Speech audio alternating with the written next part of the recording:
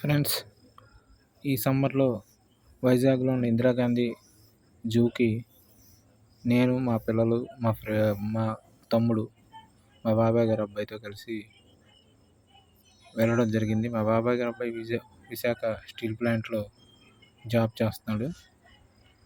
ఇక చూడండి, హిప్పోలు నీళ్ళలోంచి గాలి పీల్చుకోవడానికి పైకి వచ్చాయి. హిప్పోపొటామస్లు చూసారా? చూడండి, ఒక ఎలుగుబంటి ఎలా తిరుగుతుందో, అటు ఇటు తిరుగుతూ అది ఆహారం కోసం వెతుకుతుందో మరి ఏమో తెలియదు.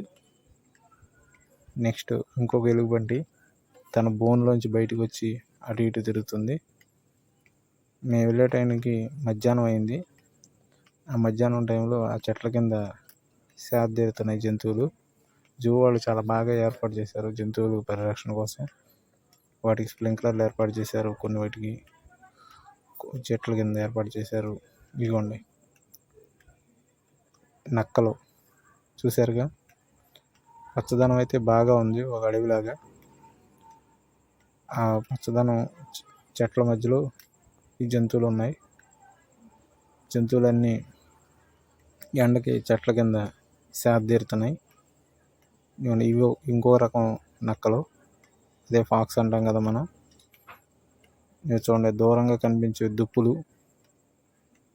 వీటన్నిటిని చూసి మా పిల్లలు అయితే బాగా ఎంజాయ్ చేశారు. ఇది చిలుక, ప్యారెట్. ఇదిగోండి అసలైంది చూపిస్తున్నాను చూడండి. ఇదిగోండి తెల్ల పుల్లు, వైట్ టైగర్స్ 2 ఉన్నాయి ఇక్కడ. ఆ 2 కూడా అటు ఇటు తిరుగుతూ చెట్ల కింద ఆ ఎండకి సేద తీరుతున్నాయి. చూడండి, జూ మొత్తంలో ఎక్కువ మంది జనం ఈ ఎన్క్లోజర్ దగ్గరే ఉన్నారు. ఈ ఏరియాలోనే తెల్లపులి దగ్గరే చూడడానికి ఎక్కువ మంది జనం ఉన్నారు. చూడండి, అవి ఎండకి రెస్ట్ తీసుకుంటున్నాయి. ఇవి చూడండి, ఒకటి కింద దిగి అటు ఇటు తిరుగుతుంది చూసారా? ఒక కాలువలాగా అవి మన వైపుకి రాకుండా తవ్వడం జరిగింది. ఆ తవ్విన దాంట్లోకి దిగి అది అటు ఇటు తిరుగుతుంది. చాలా బాగా సంరక్షిస్తున్నారు జూ వాళ్ళు వీటన్నిటిని, ఈ జంతువుల్ని. పులులు మాత్రం కూడా అన్నిటిని కూడా బాగా చూసుకుంటున్నారు. చూడండి, అది పైకి ఎక్కుతుంది. ఇవ్వండి అది పైకి ఎక్కుతుంది. చూడండి,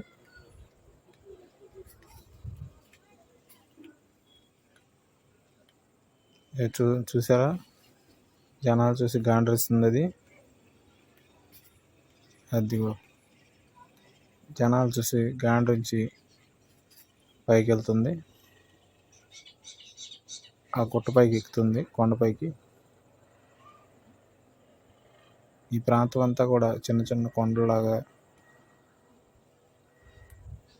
రాతి నేలతో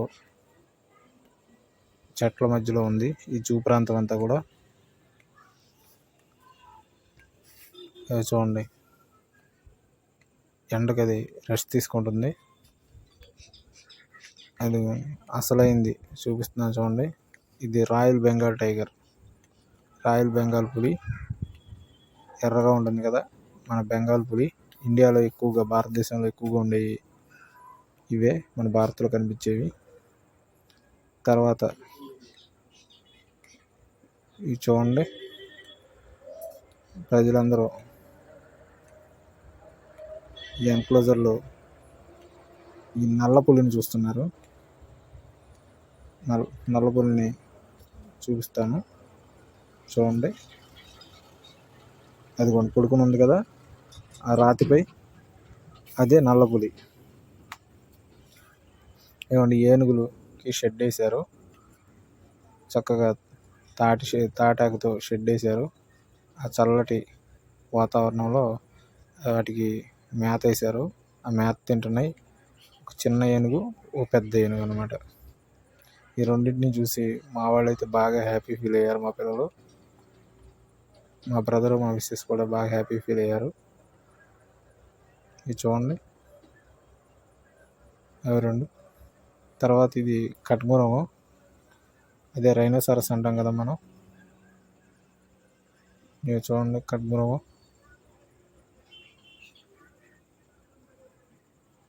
చూసారుగా కట్మురం కానీ. అదిగోండి. ఆ తర్వాత ఇవి హంసలు. తర్వాత నిప్పుకోడి చూసారుగా ఎలా చూస్తుందో, మెడ పైకి ఎత్తి ఎలా చూస్తుందో చూసారా. ఇవి ఎక్కువగా మనకి ఎడారి ప్రాంతాల్లో కనిపిస్తూ ఉంటాయి. ఇవి ఎండను బాగా తట్టుకుంటాయి. తర్వాత ఇవి ఈము పక్షులు.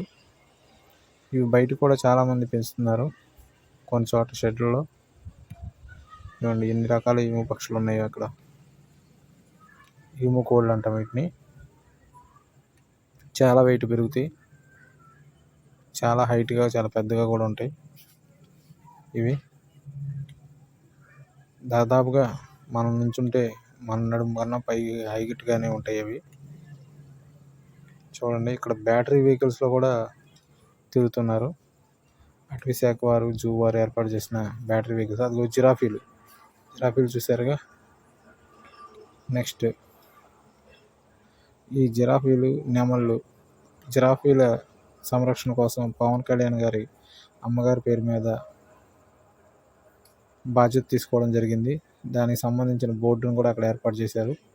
అలాగే కొన్ని రకాల జంతువుల్ని రోజులైనా, నెలలైనా, సంవత్సరాలైనా మనం వాటి పోషణ నిమిత్తం బాధ్యత తీసుకోవచ్చు. పవన్ కళ్యాణ్ గారి అమ్మగారు 1 సంవత్సరం పాటు జిరాఫీ బాధ్యతను తీసుకున్నారు. చూడండి దుప్పులు చెట్ల కింద పడుకుని ఉన్నాయి ఈ ఎండ వేడికి. చూసారుగా జింకలు ఎలా వస్తున్నాయో. జింకలు, దుప్పులు.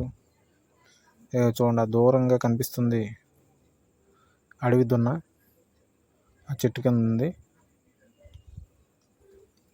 చూపిస్తాను చూడండి. అదిగోండి అడవి దున్న, దాన్ని బైసన్ అంటాం మనం ఇంగ్లీష్లో. ఇవి చూడండి ఎన్ని ఉన్నాయి అడవి దున్నలు. ఇవి చూడండి ఇవన్నీ కూడా లేళ్ళు, జింకలు అన్నమాట. అదే మా పిల్లలు, మా మిస్సెస్ చూసి చాలా బాగా ఎంజాయ్ చేస్తున్నారు. అదే మా బ్రదర్ కూడా చూస్తున్నారు.